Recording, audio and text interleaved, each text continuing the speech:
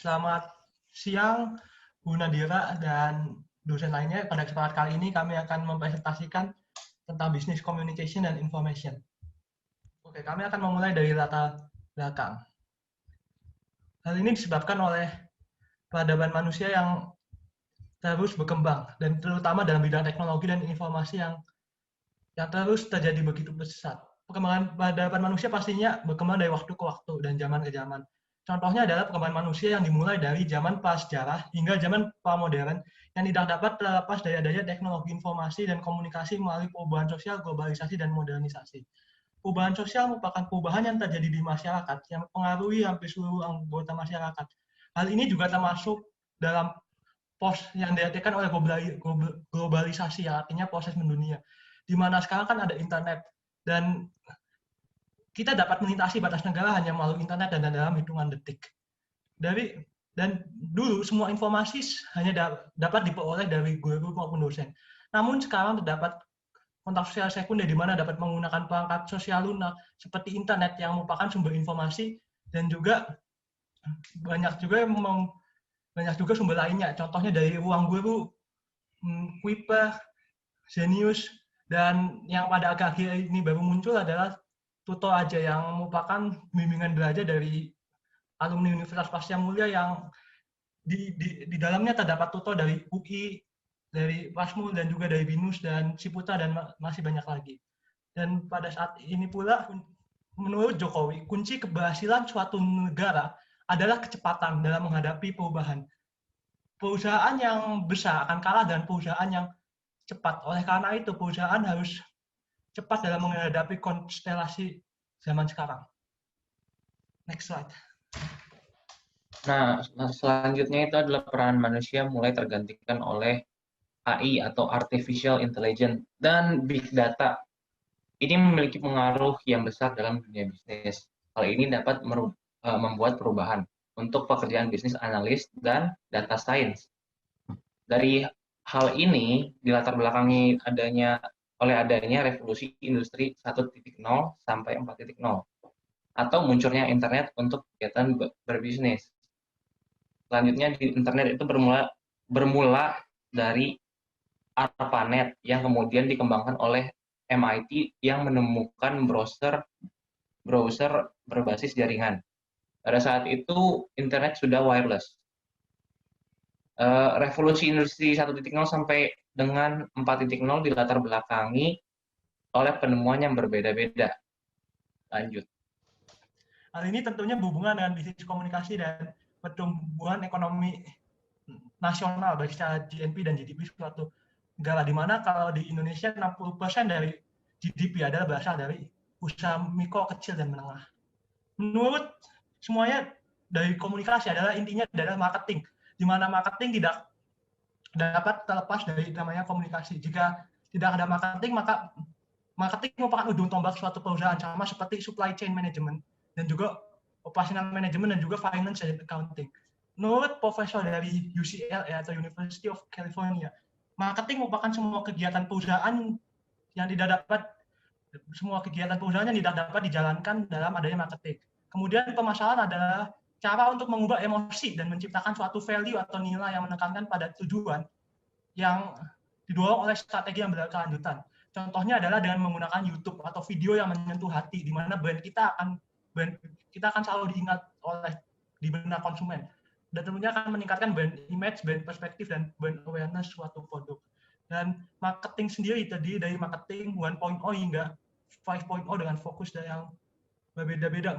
Marketing 1.0 fokus pada pengusaha yang dapat menjual produk sebanyak-banyaknya tanpa memperhatikan apa yang dibutuhkan oleh konsumen, yang artinya mass production konsep, di mana perusahaan produksi besar-besaran tanpa ada standarisasi. Kemudian marketing 2.0 berfokus pada konsumen atau consumer centric, di mana hal ini mulai menyentuh hati manusia.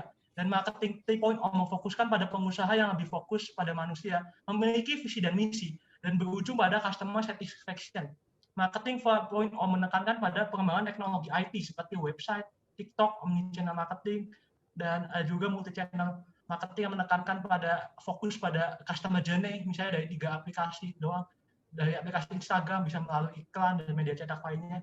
Dan juga marketing 5.0 atau marketing masa depan yang mengacu pada artificial intelligence atau AI untuk mendapatkan consumer insight sebanyak-banyaknya. Sehingga mereka hal ini juga termasuk marketing information system, di mana ICT yang menekankan pada dua aspek utama, yaitu information technology and communication technology, yang meliputi segala hal yang berkaitan dengan proses penggunaan sebagai alat pembantu, manipulasi, pengolahan informasi atau transfer dan perpindahan informasi antar media. Tujuan penelitian dari kelompok kami adalah untuk mengetahui pengaruh lebih lanjut antara perkembangan teknologi informasi dengan bisnis yang koheren atau memiliki relasi dengan komunikasi. Contohnya berhubungan dengan digital marketing dan marketing communication. Dan yang kedua, mengetahui dampak dari perkembangan teknologi dan informasi terhadap bisnis komunikasi itu sendiri. Contohnya adalah international sustainable marketing concept dan juga international integrated marketing communication, yang artinya komunikasi marketing secara berkelanjutan. Dan yang terakhir adalah mengenali informasi era tersebarnya komunikasi dari tradisional melalui kontak sosial primer dan menjadi modern dengan kontak sekunder. Contoh manfaat penelitian agar masyarakat dapat mengimplementasikan informasi, salah satunya dengan memanfaatkan perkembangan teknologi untuk kegiatan bisnis melalui kegiatan marketing. Yang kedua, agar masyarakat dapat beradaptasi dalam menghadapi perubahan sosial dan saat revolusi. Selanjutnya adalah kajian pustaka. Yang pertama, saya akan menjelaskan pengertian dari business communication. Menurut Rosenblatt, pada tahun 1985, business communication itu adalah pertukaran gagasan, pendapatan, informasi, dan instruksi yang memiliki tujuan tertentu yang disajikan personal maupun impersonal melalui simbol-simbol atau sinyal. Information menurut Azhar Susanto, 2004. Kumpulan kata-kata yang telah diolah menjadi bentuk data, sehingga dapat menjadi lebih berguna dan dapat digunakan oleh siapa saja yang membutuhkan data-data tersebut sebagai pengetahuan ataupun dapat digunakan dalam pengambilan keputusan. Selanjutnya adalah marketing information system. Menurut Kotler pada tahun 1983, marketing information system merupakan struktur orang, peralatan, dan prosedur yang berkelanjutan dan saling berinteraksi untuk mengumpulkan, menyortir, menganalisis, mengevaluasi, dan mendistribusikan informasi yang terkait, tepat waktu, dan akurat untuk digunakan oleh pengambilan keputusan pemasaran guna meningkatkan perencanaan, pelaksanaan, dan pengendalian pemasaran mereka. Marketing communication, kegiatan pemasaran dengan menggunakan teknik-teknik komunikasi yang bertujuan memberikan informasi perusahaan terhadap target pasarnya. Revolusi Industri 1.0.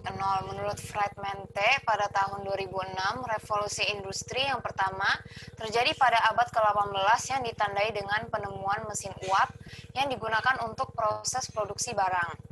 Saat itu di Inggris, mesin uap digunakan sebagai alat tenun mekanis pertama yang dapat meningkatkan produktivitas industri tekstil.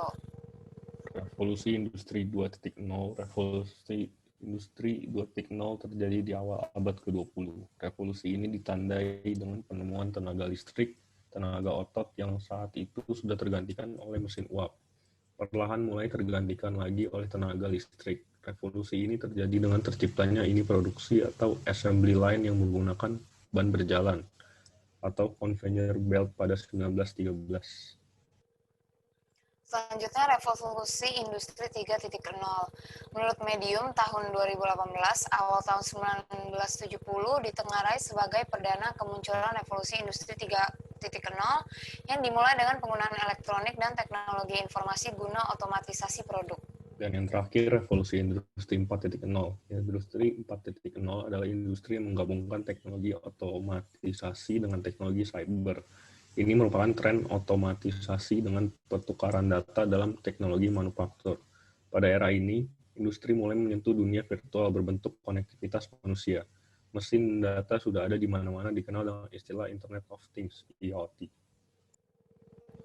Oke, bab 3 kesimpulan.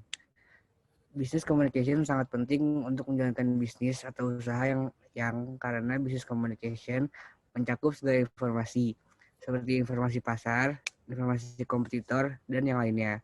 Maka dari itu, business communication dengan information sangat berkaitan antara satu dengan yang lainnya.